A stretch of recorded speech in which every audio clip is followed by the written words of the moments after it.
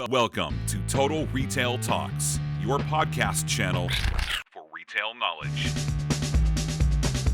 Hello, and welcome to this episode of Total Retail Talks. I'm Joe Keenan, the editor-in-chief of Total Retail, and I'm excited to be joined on this episode by Kathy Doyle Thomas, who is the president of Half Price Books. We're going to talk to Kathy a little bit about her career at Half Price Books, as well as that business and all of the exciting things that it has planned for 2024. So thanks for taking the opportunity to join me today, Kathy. Well, thank you for having me. I love talking about Half Price Books and my time here and our future. So Great. Well, then this is the perfect place for it. So to get us going, why don't you go ahead and tell our audience a little bit about Half Price Books for those that might not yet be familiar with the company? Well, Half Price Books started in Dallas, Texas in 1972. We were actually started by a couple of hippies, Ken Jimmery and Pat Anderson. And yes, there were hippies in Dallas, Texas back in the 70s. People think it was Austin, but it was definitely Dallas. And they basically were both great readers and they loved to read. And they wanted to open a bookstore that made books affordable to everyone. And that's why everything in our stores are half price or less. 50 to 60% of our merchandise is used. We buy back from the public. And the other percentage, 40%, include New York Times bestsellers, as well as overstocks and remainders. So we have new books and we have used books, and we have over 120 stores. We're in 19 states. And we believe in, if we can't sell the book, we end up donating books all over the world. Yeah, and we're going to talk a lot about kind of that reuse of books. You mentioned that the sizable percentage of your inventory is reusable books, and we're going to that kind of whole idea of the circular economy. But before we do that, Kathy, I know you've been kind of an iconic figure at Half Price Books. You've been there for a large portion of your career. Tell us a little bit about your career at Half Price Books. 35 years, I believe. You know, why so long? What's been so great about working in Half Price Books that you've wanted to stay for so long? When I started at Half Price Books, I actually came from PBS and NPR. And so I love the idea of information and I could basically sell anything, but the idea of selling books and music and, vinyl and movies really appealed to me, and promoting it. But I kind of worked my way up through Half Price Books. It's a family-owned company, and the founder's daughter, Sharon Anderson, is the CEO and has been the leadership since her mother passed away several years ago. And we really make a great team. I'm able to try new initiatives. The best part of working for a company, a family company, is you can make decisions quickly. You're not, I don't have to worry about the market or what Wall Street's saying or how many stores we have to open in a certain year or how much sales has to be. We have flexibility. We are trying to decide if we're going to buy another building, and we just kind of get together and say, yeah, let's go ahead and buy it. And so that flexibility and the love for the product and the bookstore and what we do and what we offer our customers has kept me around. And it being the family-centered company, I raised my 3 children here. They were very understanding. I travel a lot for work, but I also, happen to make the soccer games. And throughout their years, I felt like it was a great place for me as a mom.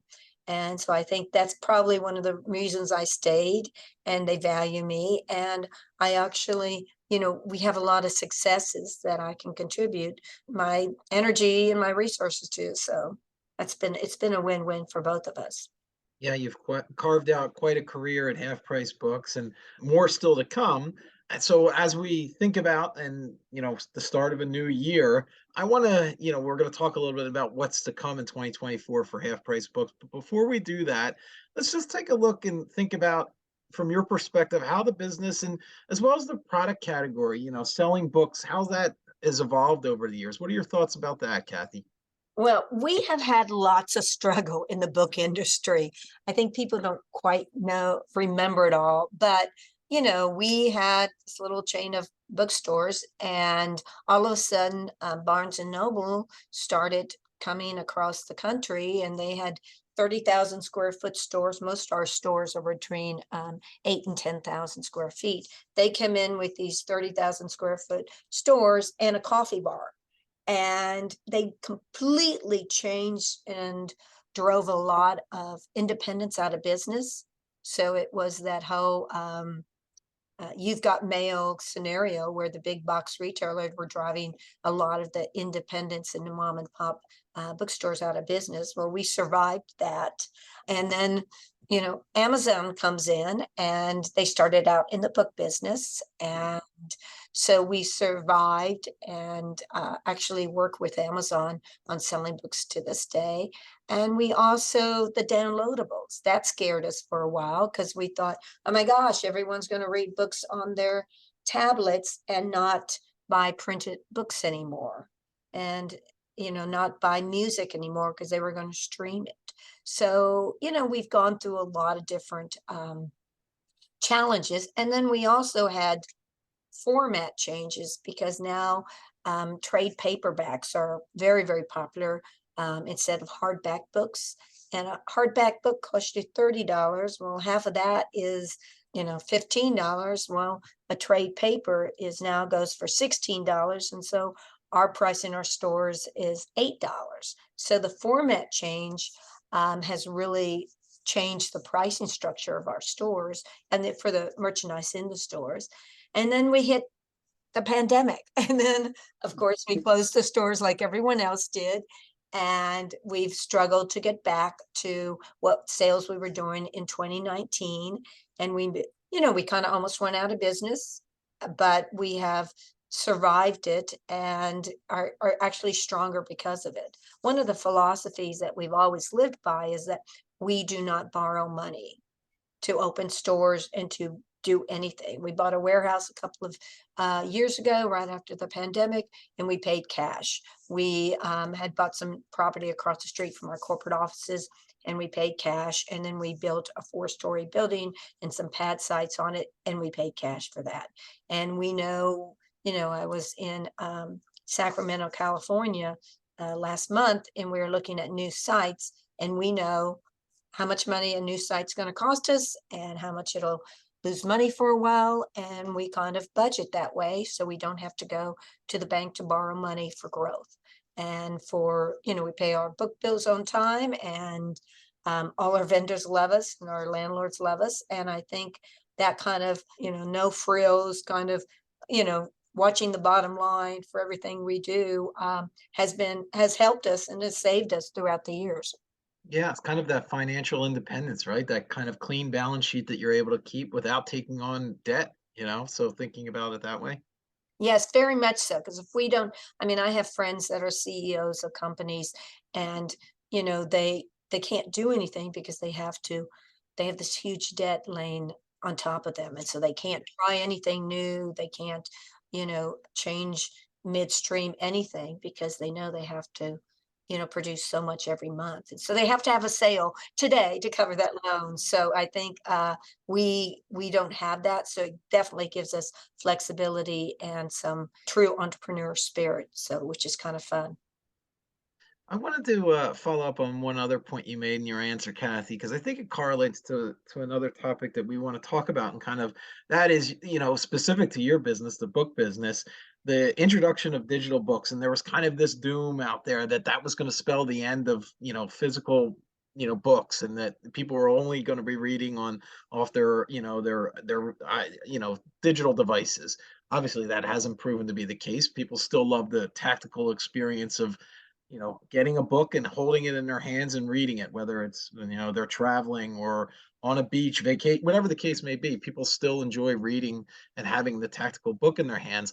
The connection I'm going to make, and I'm going to talk about your physical stores, is, there's been headlines for years now that e-commerce is just it's going to wipe out physical retail, and that there's no need to have brick and mortar stores anymore when people can just go online and purchase what they want.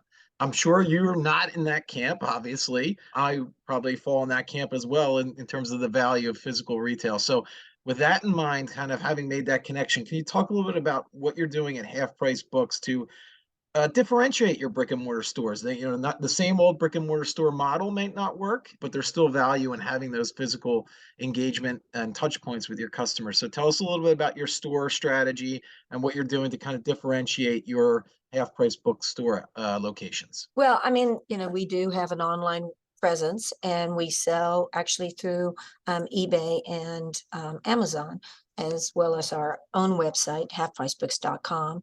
And basically, right after the pandemic, we invested on new technology to upgrade the back end of our website because we are selling more books online. Our 120 plus stores are really set up like little warehouses. Every one of our books in our stores, in our brick and mortar stores, are available online. And since we have so many great used books, we have a lot of one of a kinds. And we have old, fabulous, rare books that are from the 1800s, and then as well as a New York Times bestseller. But it really is a different shopper. The online shopper is different in our stores than our brick and mortar shopper. I mean, if you go online and you love Stephen King, you are looking for his most current book, or you want to find another mystery writer. When you go to our stores, if someone just told you, man, you ought to try, Stephen King, you can go and find every copy of Stephen King's book because we buy back from the public. So we have a lot of out of print books. We have something, it could be still in print, but it could be, from the 90s or 95. And we have a copy of it.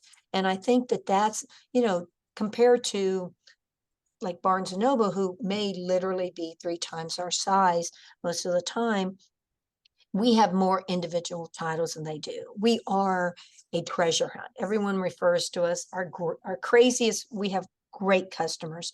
And our crazy, wonderful customers, the average Barnes Noble shopper buys 13 books a year. We did some research. Well, our customer buys 37 books a year. So we have this ferocious reader who loves to come to the bookstore and just pile up books, and they get inspired by it. So when they walk by the cooking section, they may pick up a cookbook and throw it in their basket, as well as the mysteries that they came in for. And so it's, that's what retailing is all about, is just discovering things you didn't know you wanted and you needed to have. I just was in some of our stores last month and I'm like, I bought these tarot cards for my sisters. Did I need tarot cards? No, but they were fun. They were there and they were a great price. And it was kind of like, oh, well, I've discovered them and she will love to, for me to give it to her. So I think that is what our brick and mortar stores do for all of retail and not just half price books, because a lot of people like to touch it. They like to feel it. They like to read the jacket. They like reading about the author, because there's a lot of new, there's 2 million books, 3 million books published every year. So there's a bunch of new authors that are out there that need to be discovered. And you're not going to discover them on Amazon or certain websites because there's just too many of them. So going to the bookstore and, walking down the mystery aisles or the romance aisles, or if you're a World War II, my brother-in-law just loves World War II, and I always go and get him some fabulous books. And I thought he has read every World War II book in the world because he's been reading for, he's 60 something. So he's been reading for decades, World War II. And I keep telling him it's the same ending. But, I mean, he's like, no. And he loves shopping us because he discovers, different information and different authors and different battles and different things that he didn't even know was available. And I think that kind of treasure hunt is so valuable. And what we do at Half Price Books, since we buy from the public, each one of our stores are a little different. So some of our stores in Austin, Texas by the major university, and our stores in Columbus by Ohio State, they have a little bit more academia, and a bunch of those professors sell books to us. So you get a different kind of read on some of those books. And then our bookstores in the suburbs, where there may be more moms with young children, the the kids' books are fabulous. And so I think that each store is different and they tell their own story. And so that's part of the experience. So we've had people that go on their vacation and visit all of our stores. And they, I can't tell you the number of people I know that through the holidays, they were like, oh, I'm going to go visit my mom in Minnesota and I'm already going to go see the Minnesota stores, or I know I'm going to go visit my mom on the West Coast and visit our California stores. So I think that we get a lot of that because they know our merchandise is different and it's a little, and it's more fun because they can discover new books and new ideas and new information. And so I think that that's what we in brick and mortar retailers will have to continue to do. Since we sell New York Times bestsellers, we also have a lot of author signings, and there's a lot of great authors that have visited our stores and will do and are able to meet our customers, and that's been real special. And then we've also had some regional authors that have visited our house store. They're from Columbus, or they're going to be in Columbus to visit their mom, and we do an author signing with them over the holidays. So it's been a nice kind of relationship we have, and we think we have a real strong relationship with each one of the communities that we serve. Our employees are wonderful and knowledgeable, and I think when I go to different retailers, I love talking to the employees, and you don't get that online. You don't get that one-on-one when you walk in to a Ace Hardware or True Value, and you're like, okay, I need this kind of bolt to fix my machine here. And that personal touch is so important. In the same way, all our employees work with our customers the same way.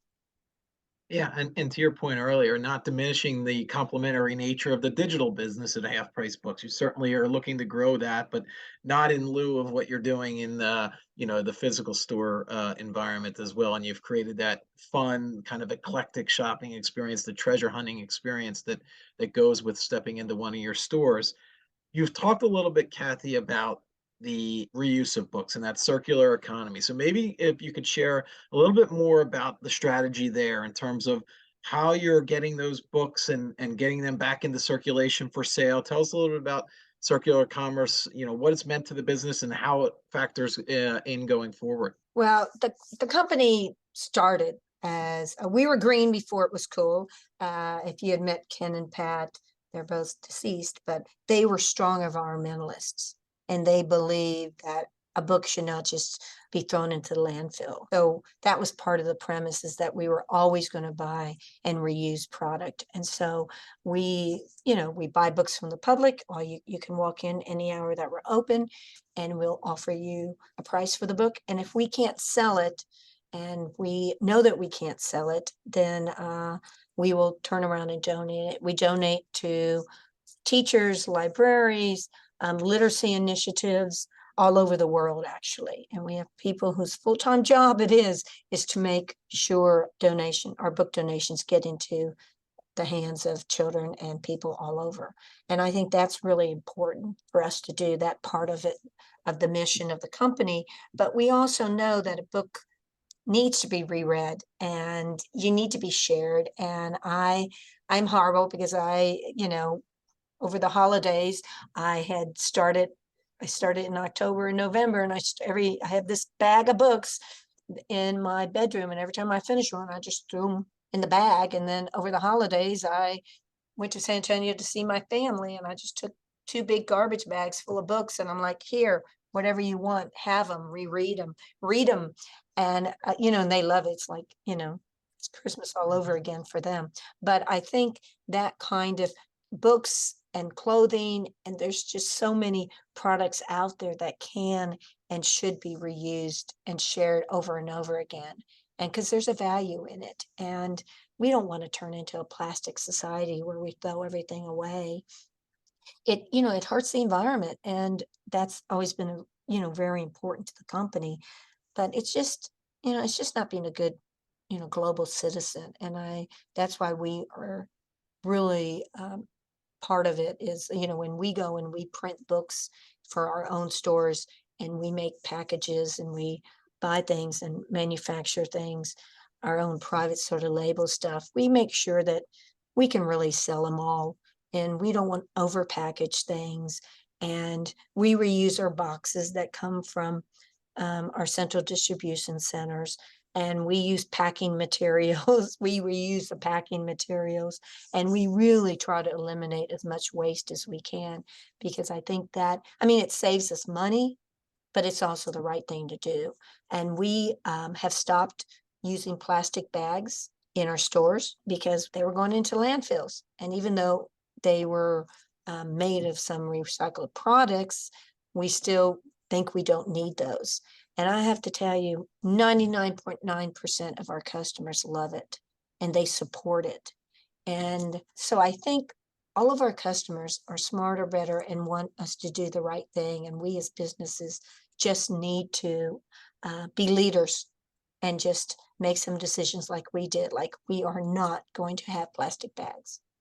And we're going to find boxes for these people if it's snowing outside, or we're going to give them tote bags, reusable tote bags, or we are going to do things that they don't have to.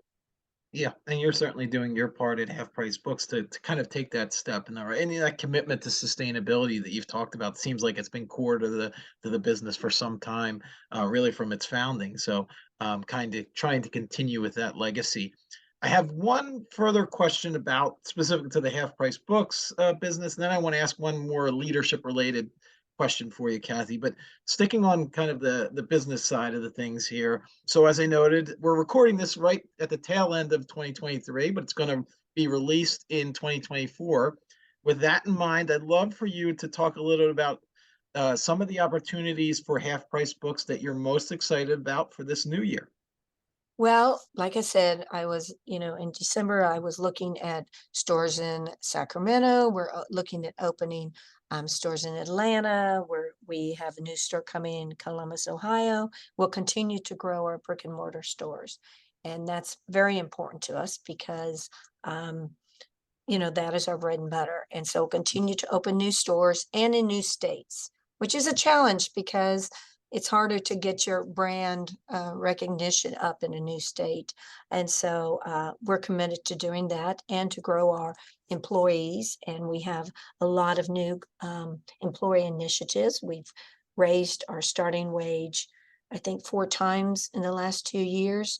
We are very employee centric because our employees are the ones that are at the register buying the books from the customers. So they are very, very knowledgeable on books, and we want to keep taking care of them. And so we are continuing to raise the starting wage and their raises and continue to offer really, really nice benefits. And that's our number one priority.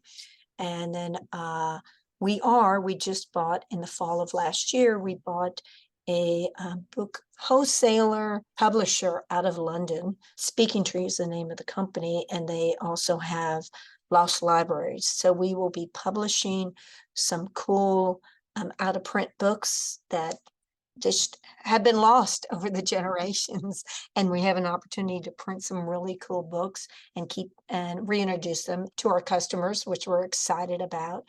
I think that our website is going to be continually upgraded. We launched it last fall, early fall, and we'll continue to do a lot more upgrades on that because we understand the value. We have to be omni-channel. We have to be available wherever our customer wants to shop. If they want to only shop with us online, then we have to have the best site out there. If they want to come to our stores, then our stores have to be as good as they can be. So I think we're going to be publishing arms. We're going to be looking at some partnerships with different companies. We're opening stores. We're expanding our wholesale division, which is Texas Bookman, where we literally buy and sell books all over the world. We'll be growing that part of the operation. So there's a lot of things that we will continue to do. And we have a bunch of real estate interest, we as a company, and we have to fill those buildings that we built. And we're looking at possibly buying some other warehouses and, just continue to grow and be successful. Yeah, a lot to look forward to from Half Price Books in 2024.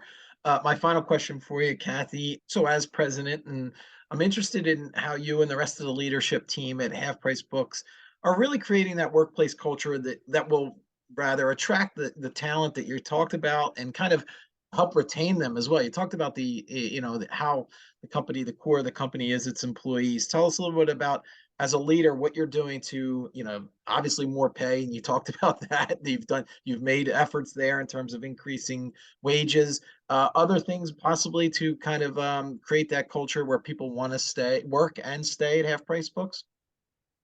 Well, I think that, I mean, we have 30% turnover. That just is what it is. Most people just go into the bookstore or any retail outlet and think, okay, I'm only going to be at Macy's for a couple of months to get me through before I get my feet on the ground. And the same way with Half Price Books. We actually do better than other retailers because people get in and I mean, our employees love the product and they love the family feel that we try to, the culture that we try to make in all of our stores.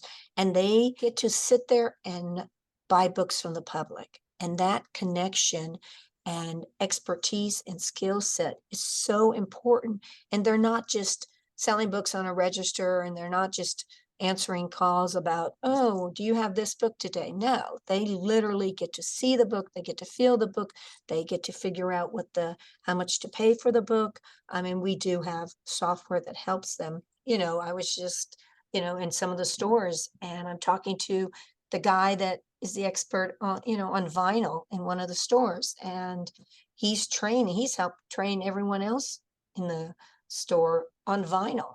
And so that kind of knowledge share is really important, but it's important to our employees because they love what they do and they love the product and they love talking about books and talking about music with our customers. And they have just built such a great relationship. I think that helps with the culture, as well as us providing good pay, good benefits, a lot. We just expanded more vacation, including MLK Day. And we also are expanding what we give them, the opportunities. We give them more flexibility on personal time off and sick leave. So I think that we offer pet insurance and we give time off for a sick dog and for sick parent. And so we try to kind of be in front of the curve on a lot of these benefits. And we just think it's real important because our employees are so key to us. And it's hard because, everyone talks about this new generation of workers, how they're really not very committed. And, I've seen just the opposite. They are very committed if they're in the right place for them.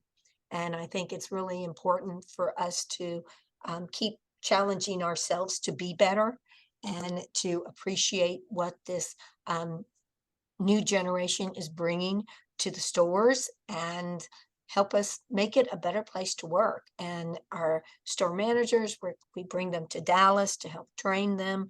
And so they can feel the love from a lot of corporate visits. We try to get more people out in the field so they can talk and answer questions and feel and have a connection and be heard. And that's really important. That people just want to be heard and they want to tell,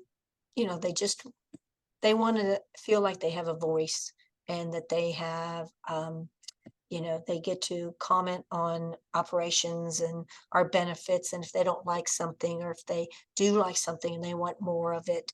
And so we try to have really, really open lines of communication, but it's hard. It is hard. But that's definitely a company goal that we will definitely be pushing throughout this 2024.